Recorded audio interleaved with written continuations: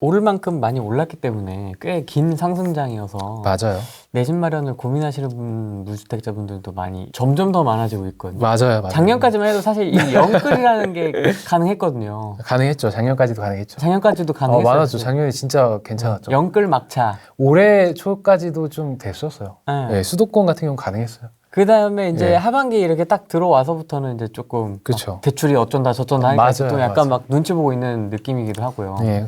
무주택자분들 내 집 마련은 이제 무주택자분들은 두 가지가 있죠. 뭐 아시겠지만 첫 번째는 내가 어느 정도 시드머니가 준비가 되어 있다. 그 첫 번째 케이스고, 두 번째는 그런 매수할 수 있는 본인의 시드머니나 어떤 이런 연봉이라든가 이런 것들이 좀 갖춰지지 않은 상태다. 첫 번째 케이스 좀 말씀드릴게요. 만약에 내가 어느 정도 종잣돈을 좀 모았다. 직장 생활을 예를 들면 한 5년, 6년에서 1억 5천 정도 모았다. 뭐 더 많이 모으신 분도 계세요. 뭐 직장이 너무 좋아가지고 뭐 연봉이 초년부터 뭐 연봉 진짜 뭐 상위 1%에서 1억씩 받으신 분도 분명히 있어요. 그런 분들 예외로 하고요. 평균적으로 한 뭐 5, 6천만 원, 7천만 원의 연봉을 받는다고 쳤을 때 그런 분들이 돈을 모았고, 그리고 또 그런 분들이 마침 또 30대 초중반이 되면 결혼을 할 타이밍이 와요. 그럼 사실 진짜 실수요는 보통 이제 결혼을 하면서 생기거든요. 저희가 매년 거의 20만 가구 이상 매년 혼인신고를 합니다. 그럼 시중에 매년 20만 호는 나오는 거예요. 신규 수요가. 그게 계속 누적이 되는 거거든요. 그럼 그런 사람들이 만약에 무주택자고 시장에 나왔다면 그분들은 사실 결혼할 사람과 본인이 종잣돈 어느 정도 모으면 한 2, 3억 정도 가용할 수 있는 순수 현금이 되거든요. 그런 분들 입장에서는 저는 충분히 매수할 수 있다라고 말씀드려요.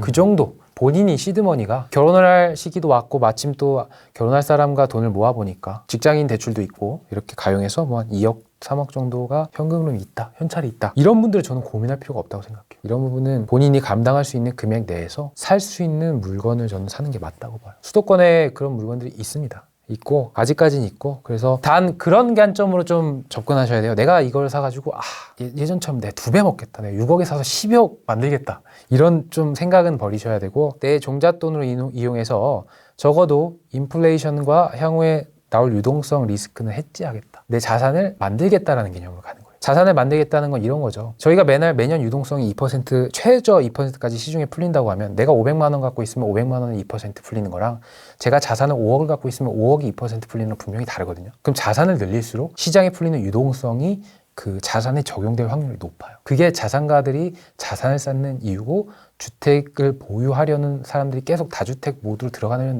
진짜 궁극적인 이유거든요. 그래서 자산을 쌓는다는 개념으로 실거주를 마련하시는 게 맞고, 그리고 이제 두 번째로 이제는 조금 시드머니가 이제 1억이야. 사회생활 뭐 3년 4년 했고 결혼을 할 생각이긴 한데 뭐 사실 도와줄 사람도 없고, 본인이 가진 돈이 뭐 맥심 해봐야 1억 정도 되시는 분들, 뭐 5천만 원인 사람도 많아요. 사실 30대 초반이면 실제로 뭐 직장 취직을 늦게 하면은 뭐 29, 30에 하면은 진짜 32, 3살 돼도 종잣돈이 얼마 없죠. 그 냉혹한 현실이고, 그런 분들에게는 일단 좋은 곳으로 가겠다는 생각은 버려야 돼요. 상급지로 가서 뭐 옛날처럼 뭐 3천만 원 갭 투자, 뭐 5천만 원, 8천만 원 이런 생각은 버리고 철저하게 투자 경험을 쌓겠다는 생각으로 좀 저는 접근을 해야 한다고 봐요. 그래서 특히 인구가 어느 정도 보장되는 지방 아파트를 그 지역에 산다는 관점으로 좀 한번 경험을 쌓아보시는 게 어떤가, 이 말씀을 좀 드리고 싶고, 근데 이게 저는 몰랐는데 상담을 하고 이야기를 하다 보니까 저는 이제 기본 베이스가 충청권이에요. 그러니까 어떻게 보면 서울 수도권 사람들에 비하면 시골 사람이잖아요. 충청권 하면 거기 대전은 시골이지. 예, 시골이죠. 그러다 보니까 사람들이 서울 수도권에 거주하는 사람들이 야, 거기 누가 살아? 막 이런 약간 그런 생각을 하시는 분도 있고, 자기들은 거기 투자 못 하겠다는 거예요. 가본 적이 없으니까. 근데 저는 되게 그게 자연스럽거든요. 천안이라든가 청주 같은 데 아파트 투자는 굉장히 자연스러워. 아무렇지도 않은데 그분들은 그런 걱정을 하시더라고요. 왜냐면 20, 30년 동안 계속 서울의 수도권에만 살았으니까. 가본 적이 없으니까. 하지만 그런 생각을 이제는 버려야 하는 타임이라고 저는 말씀드리고 싶어요. 이제는 좀 그런 생각 좀 버리고, 내가 단 한 번도 안 가봤지만, 뭐 몇 번 안 가봤지만 살면서 사실 몇 번 안 가보잖아요. 저 같은 경우도 뭐 살면서 부산 한 3, 4번 가봤나? 거의 안 가봤어요. 저랑 일단 거주적으로 상당히 거리가 머니까.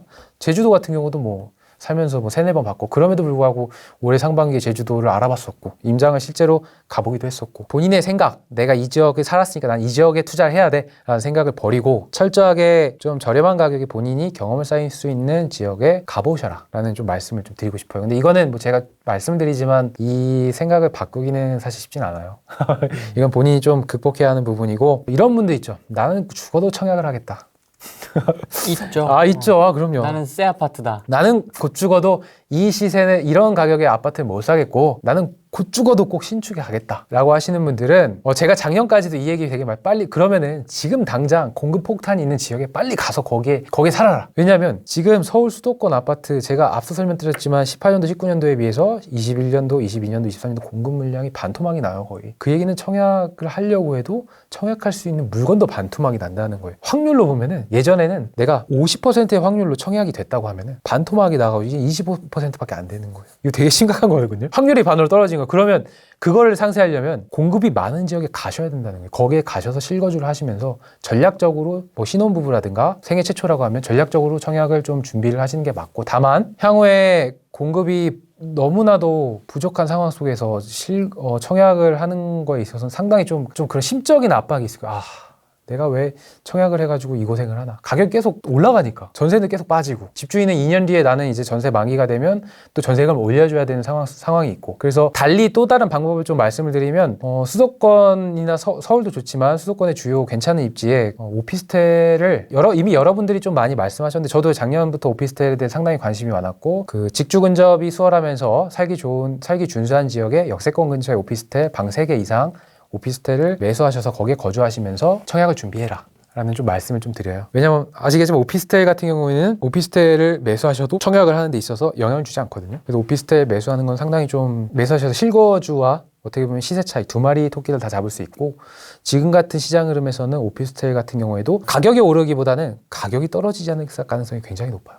하방 경직이 강한 거죠. 오피스텔 매물도 지금 상당히 많이 줄었고, 실제로 뭐 요즘에 생활 숙박 시설 같은 경우는 진짜 뭐 아파트에 버금가게 거래가 되고 있고, 향후에도 그런 트렌드는 계속될 거라고 보고 있고, 일단 규제를 피할 수 있고 대출도 충분히 뭐 가능한 상황이고, 오피스텔도 마찬가지예요. 그런 관점에서 상당히 좋은 개념이다. 그러니까 무주택자는 이번 사이클에서는 편견을 버리셔야 돼요. 대부분 지금 무주택자분들께서 90년도에 이제 삶을 살아오셨고, 저희는 80년대 중후반에 이제 태어났잖아요. 저희 세대는 전형적인 아파트 세대예요. 내가 지난 10년, 20년 동안 아파트 살았는데 그럼 나도 향후에 결혼하고 내 가족을 꾸릴 때 나는 아파트에 살 거야. 이런 생각을 일단 버리시고, 향후에 청약을 하든 뭐 또 투자 경험을 쌓든 일단 경험을 쌓고 좀 나의 시장에 대한 인사이트를 늘린다는 개념으로 좀 접근을 하셔야 돼요. 옛날만큼 드라마틱한 수익률을 얻지 못할 수도 있어요. 그리고 반대로 더 많이 가격이 오를 수도 있어요. 충분히 그럴 수 있죠.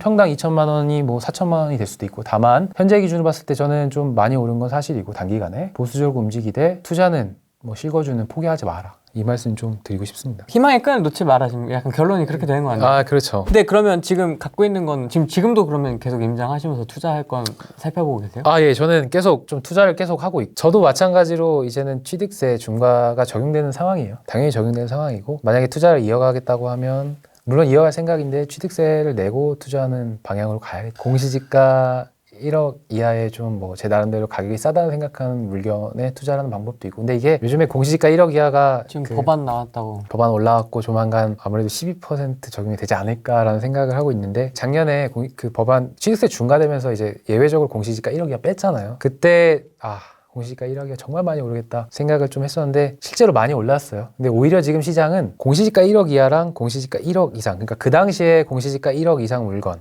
그러니까 작년에 그 취득세 중과법안 통과되면서 공시지가 1억 이하가 쫙 퍼지면서 이제 사람들이 그 물건을 매수하러 갔던 그 타이밍에 그 당시에 공시지가 1억 이상 물건, 그때 당시에 한 거의 지방 기준으로 한 84 타입 같은 경우에도 그때 막 1억 중반 막 2억짜리 물건이 있었어요. 30평대. 그런 물건들은 오히려 지금 와서 보면 가격이 안 올랐어요. 그리고 반대로 공시지가 1억 이하 물건들은 거의 그런 물건들과 평수 차이가 거의 10평대 이상 차이 나는데도 불구하고 턱 밑까지 들어갔습니다. 그래서 오히려 지금 타이밍은 공시지가 1억 이상 물건을 진입해야 하는 타이밍이라고 저는 보고 있어요. 그 취득세 중과가 되면 물론 이제 기타 세금, 뭐 중개비 포함하면 거의 한 14% 근방으로 이제 취득세가 작동을 하고 내게 되는데, 세금 상당히 많이 내죠. 그건 상당히 아픈 거예요. 아픈 건 맞는데, 실제로 제가 그런 시뮬레이션 돌려보니까 제가 이제 항상 제가 모든 부동산을 다 수십 개를 막 살 수는 없잖아요. 저도 제가 종잣돈 한계가 있고, 한 몇 달 전에 제가 시뮬레이션 항상 돌리고 있는데 몇 개 단지를 딱 찍어서 이거 찍어보니까 아니나 다를까 공시지가 1억 이상 물건들이 제가 만약에 취득세를 적용을 하고 그 물건을 투자를 했다고 하면 이미 취득세를 상쇄하고 남을 만큼의 시세 가격이 많이 올라와 주더라고요. 그래서 어차피 취득세 같은 경우에는 나중에 다 돌려받는 금액이거든요. 물론 그 돌려받는 게 그것도 사실 리스크긴 하죠. 왜냐하면 현재 저희가 갖고 있는 현재의 돈의 가치가 분명히 3년 뒤에 돈의 가치는 다르거든요. 저희가 항상 쉽게 말해 뭐 짜장면 새우깡 사람들이 그 비유를 되게 많이 하는데 과거에 새우깡이 200원이었다고 앞으로 새우깡이 200원이 될 일은 절대 없어요. 그런 관점에서 보면 분명히 제 돈이 묶이는 거고 어떻게 보면 중형차 한 대 값의 돈이 묶이는 건데 그럼에도 불구하고 수익률이 충분히 나올 수 있는 시장이라고 하면 저는 접근을 하는 게 맞다고 봐요. 그래서 저도 그런 관점에서 좀 부동산을 접근을 하고 있고 법인은 활용하세요? 법인은 활용하진 않고 있습니다. 예, 법인은 개인으로 계속 활용을 하고 있고 왜냐면 저 같은 경우에는 주변 가족을 이용해서 그 종부세 좀 넘어가는 그 컷에 타타타 걸린 상황이에요. 똘똘한 한 채를 사면 종부세 폭탄을 맞을 가능성이 굉장히 커요. 공시지가가 그 실거래가에서 이제 공시지가가 매겨지잖아요. 근데 굉장히 그 소형 아파트 위주로 여러 개를 사면 맞아요.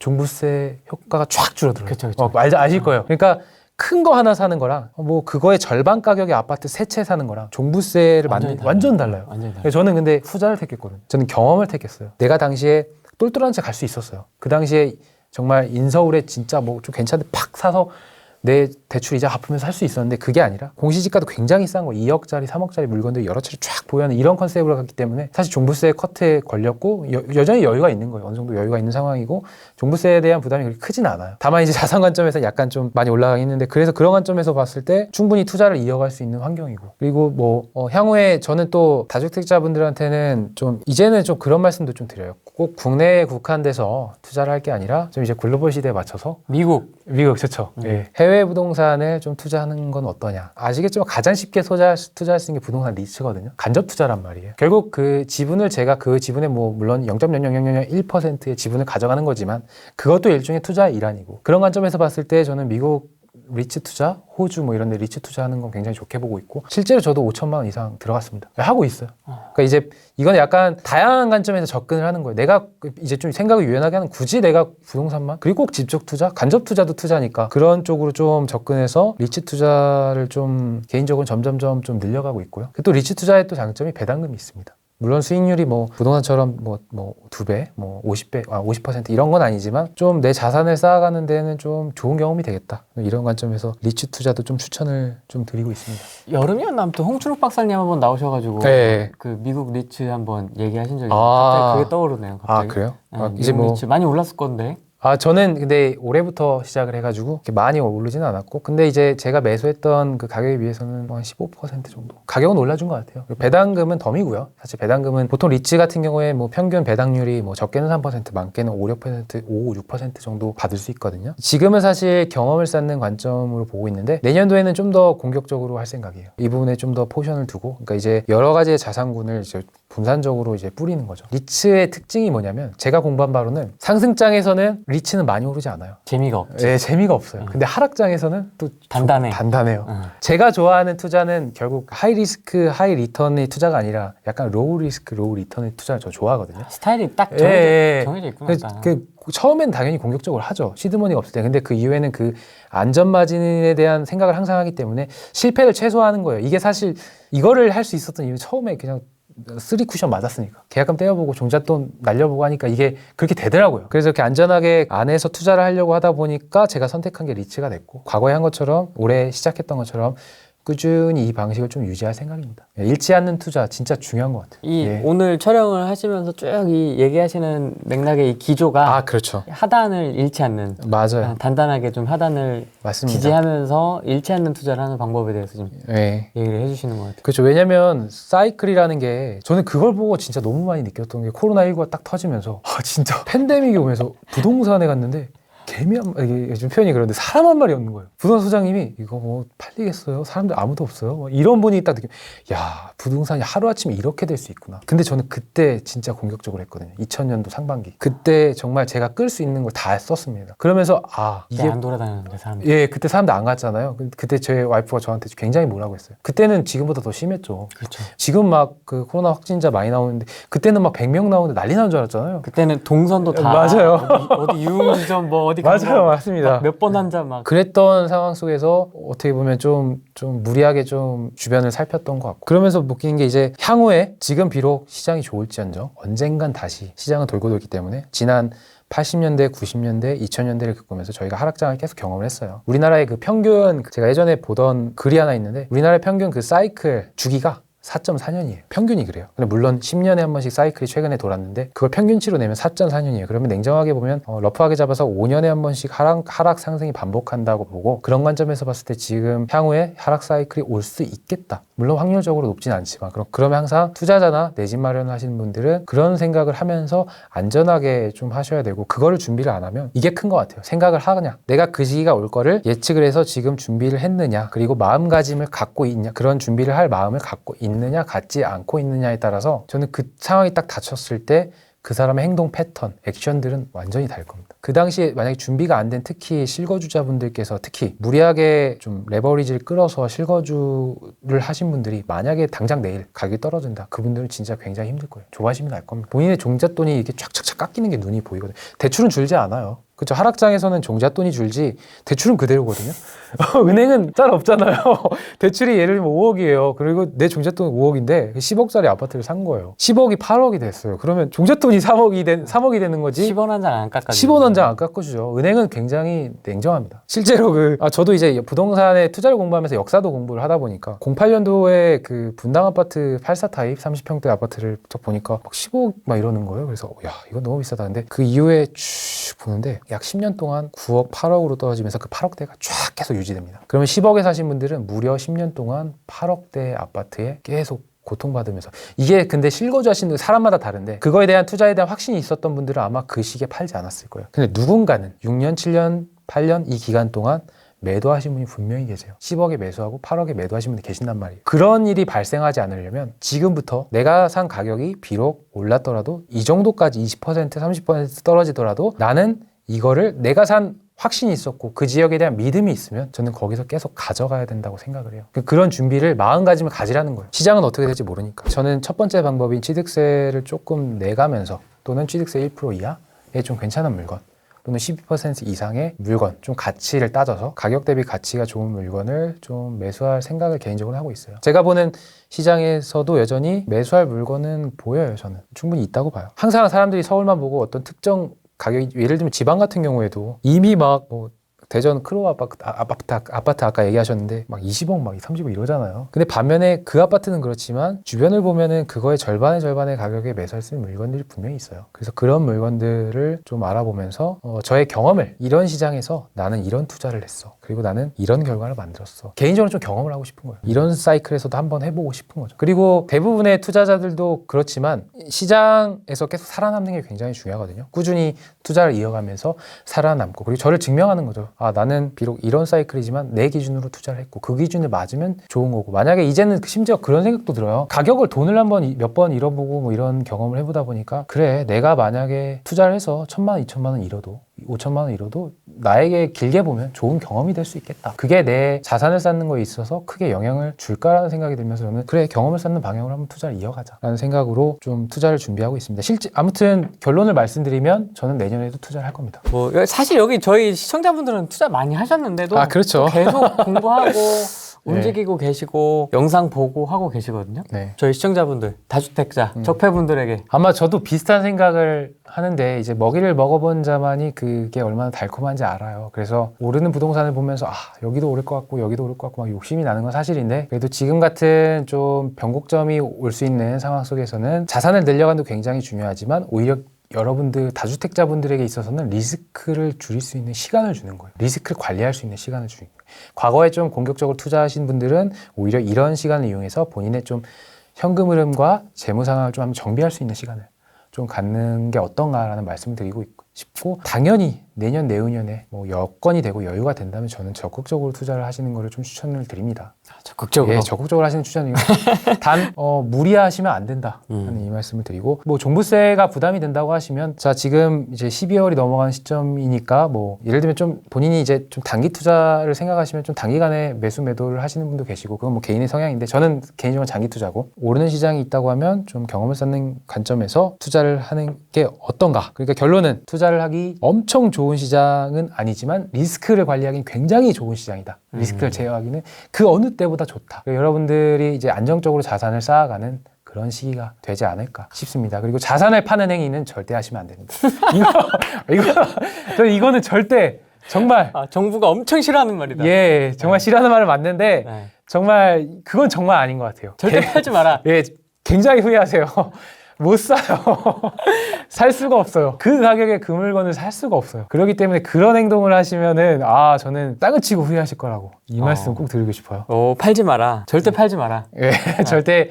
그럼 너울님도 그러면 저는 꽁꽁 끌어안고. 그럼요. 저는 오히려 저는 지금 늘려가야 돼요. 아니, 저는 아직 30대 중반이잖아요. 그리고 뭐 아직 나이도 좀 어떻게 보면 젊은 편이고. 저보다 형인데. 그렇죠. 한참 투자를, 저는 지금 시장이, 사람들은 그래요. 지금 시장이 막 좀, 거품이다 하는데 저는 아니에요. 저는 그렇게 보지 않아요. 그렇게 특히 지역을 보잖아요. 지역으로 보면은 정말 많습니다. 제 관점은 그렇다는 거예요. 지역적인 관점에서 보면 여전히 기회는 많다. 이미 앞서 설명은 다 드렸습니다. 여러분의 판단에 맡기겠습니다. 알겠습니다. 뭐 개인적으로 좀 궁금하신 거나 예. 뭐 이런 거 있으시면 블로그에다가 비밀 댓글 뭐 이런 거 좀 활용하시면 좋지 않을까 싶습니다. 다음에 또 예. 한번 조금 더 다시 질문지를 정리를 해서 찾아뵙도록 하겠습니다. 오늘은 여기까지 하겠습니다. 고맙습니다. 네, 감사합니다.